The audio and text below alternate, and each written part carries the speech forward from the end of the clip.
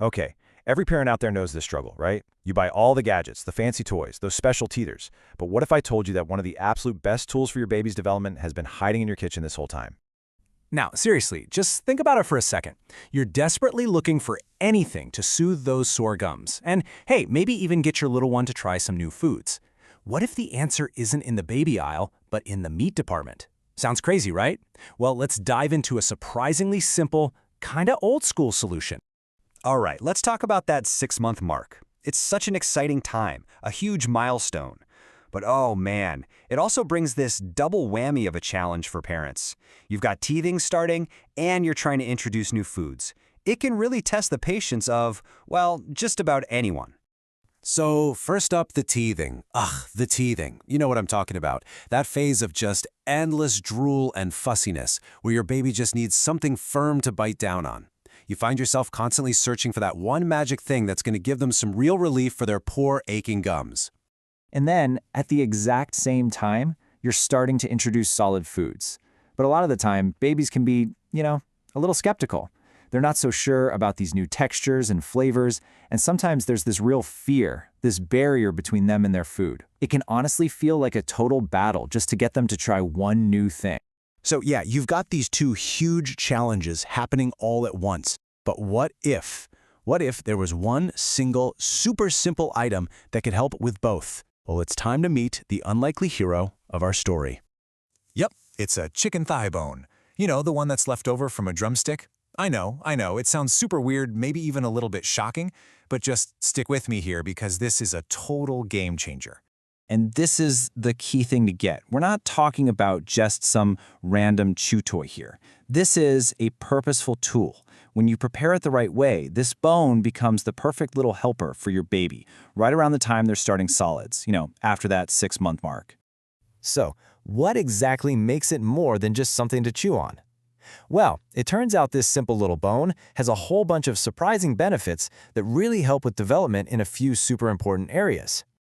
Okay, so there are basically 4 major wins here. First, it helps get them to accept new foods. Second, it's a natural soother for teething. Third, it gives their jaw an amazing workout.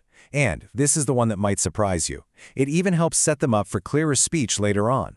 So let's break down that first one, tackling that fear of new food. Okay, so let's start with that fear of new foods. When a baby holds and gnaws on the bone, they're not just feeling the texture, they're actually tasting it. They get this really subtle introduction to the flavor of chicken. And that simple act, just playing with their food, it starts to break down that mental wall. It makes them so much more open to it when you actually offer them a bite of chicken later on. It's like this gentle, baby-led intro to a new taste.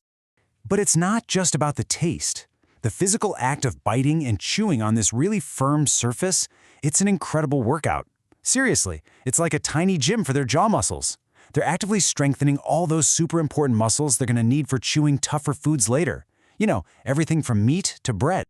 Okay, so right now you're probably thinking, cool, stronger jaws means they'll be better eaters. Makes sense. But what if that was only half the story? What if that little jaw workout was actually preparing them for something way more complex? That's right, it's for talking. The very same muscles they're strengthening by gnawing on that bone are absolutely fundamental for speech. Developing that good muscle tone in their jaw helps them form sounds and words. It's this amazing, natural first step towards clear communication. How cool is that? You know what? Let's put this in perspective for a second. Think about a pacifier. A pacifier is all about passive sucking, right? And if it's used for too long, it can sometimes mess with teeth alignment and even get in the way of speech development. The chicken bone, though, is the total opposite. It's an active tool. It actually builds strength, it doesn't have a negative effect on their teeth, and it's actively preparing those muscles for both eating and talking. It's all about development, not just keeping them quiet. Okay, now before you go running to the kitchen, we have to talk about the single most important part of this whole thing, and that's safety. This is the golden rule, and it is 100% non-negotiable. And let me be crystal clear about this. This is a supervised activity. It is not a toy. You never, ever, ever leave your baby alone with the bone, not even for 1 second. It requires your full, undivided attention 100% of the time. So here is exactly how you do it safely. Step 1, you gotta choose the right bone. The thigh bone from a cooked drumstick is perfect because it's big and strong. Step 2, prepare it really, really well. After it's cooked, you need to strip off everything, all the meat, the fat, the cartilage, and any little splintery bits. You want a totally clean, smooth bone. And step 3, the most important one, supervise. And I mean really supervise. You are sitting right there with them, watching them the entire time, and when they're done, you take the bone away, simple as that. So, what's the big takeaway here? For me, it's just a powerful reminder that sometimes the best solutions aren't the newest or the fanciest.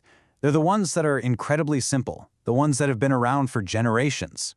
It really makes you wonder, doesn't it? In a world full of modern gadgets and all these new products being marketed to us constantly, what other simple, powerful bits of wisdom have we forgotten? What other amazing solutions are just hiding in plain sight, waiting for us to rediscover them? I'd love to know what you think.